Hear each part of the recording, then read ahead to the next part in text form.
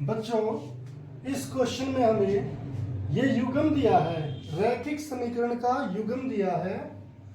हमें ये पता करना है कि ये संगत है या असंगत है, और अगर ये संगत है तो फिर हमें इसका ग्राफीय विधि से हल भी ज्ञात करना है। तो बच्चों, संगत या असंगत पता करने के लिए हमें a1/a2, b1/b2 और c1/c2 की कंपैरिजन करनी होती है। तो हम पहले इसकी a1/a2, b1/b2 ये फाइंड आउट करेंगे। अब बच्चों, यहां पर a1 क्या है, b1 क्या है, c1 क्या है, और फिर a2 क्या है, b2 क्या है और c2 क्या है, हमें यह पता होना चाहिए। बच्चों, यहां पर जो समीकरण 1 है बच्चों, और ये समीकरण 2 है। जो समीकरण 1 है उसमें जो x के साथ है बच्चों, ये हो गया 2, ये है हमारा a1। y के साथ ये -2 है, ये हो गया b1। और जो यहां पर अकेला है वो हो गया c1। दूसरे समीकरण में बच्चों जो x के साथ है वो है हमारा a2, जो y के साथ है -4, ये है हमारा b2, और ये जो अकेला है ये हो गया हमारा c2। तो बच्चों, इस तरीके से पहले समीकरण में होते हैं a1, b1, c1, दूसरे समीकरण में होते हैं a2, b2, c2। अब बच्चों, मुझे फाइंड आउट करना है a1/a2, जो है हमारा 2/4। इसका मतलब ये दोनों 2 के पहाड़ी पर भाग होते हैं, 2 एकम 2, 2 दूनी 4, आंसर आ गया 1/2।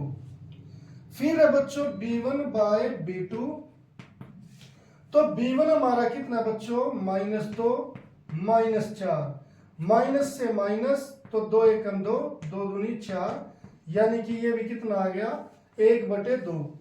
अब बच्चों, जब ये बराबर आ गया, ये दोनों के आंसर क्या आ गए, इक्वल आ गए। हमें अब निकालना है c1। देखिए बच्चों, क्या होता है, यदि a1/a2 का आंसर बराबर ना आए, इन दोनों का आंसर बराबर ना आए, a1/a2 और b1/b2 का आंसर बराबर ना आए, तो हम यहीं पर रुक जाते हैं और हम कहते हैं कि समीकरण युग्मों का केवल एक हल है, और फिर हमें ग्राफीय विधि से काम करना होता है। मगर जब ये बराबर आ जाए बच्चों, जैसे a1/a2 का आंसर आ जाए इक्वल टू b1/b2 का, दोनों का इक्वल, तो बच्चों 2 केस बनते हैं। एक केस, इसके बाद हमें c1/c2 निकालना पड़ता है। पहले a1/a2, b1/b2, ये तो दोनों में है ही कि ये जब इक्वल आ गए तो ये केस, ये सॉरी b1/b2, एक केस बनेगा कि c1/c2 भी इक्वल आ जाए, और एक केस बनेगा कि c1/c2 इक्वल ना आए। तो बच्चों, अगर ये इक्वल आ गया तो देखिए ये इक्वल यहां पर लिख दो, ये इक्वल फिर इसके आगे लिख दो। इसका मतलब क्या है, ये लाइन इस लाइन के साथ साथ चल रही है, और ग्राफ पर साथ साथ चलने का मतलब है ये दोनों लाइन एक ही दिखेंगी।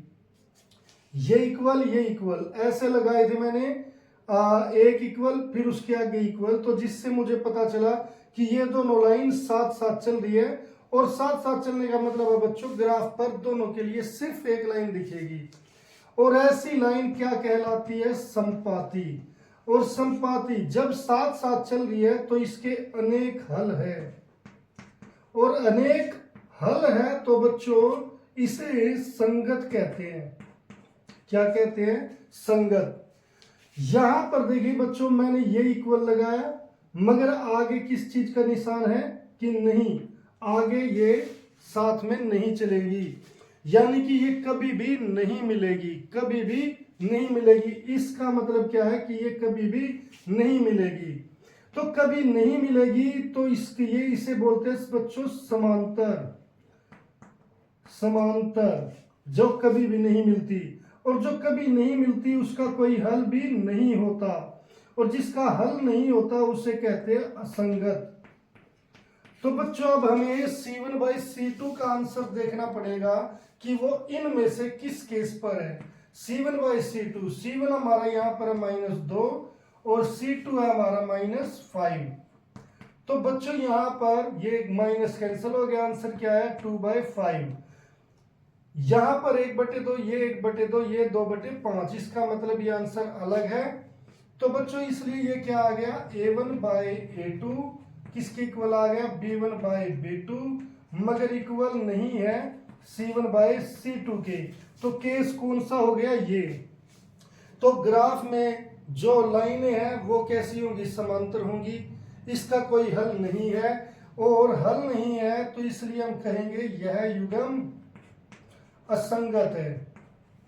हमें केवल यही चीज बतानी है बच्चों कि यह युग्म संगत है या असंगत। अब असंगत आ गया तो मुझे आगे ये सोल्व करने की जरूरत नहीं है। तो हम इस तरीके से बच्चों इस क्वेश्चन को करेंगे।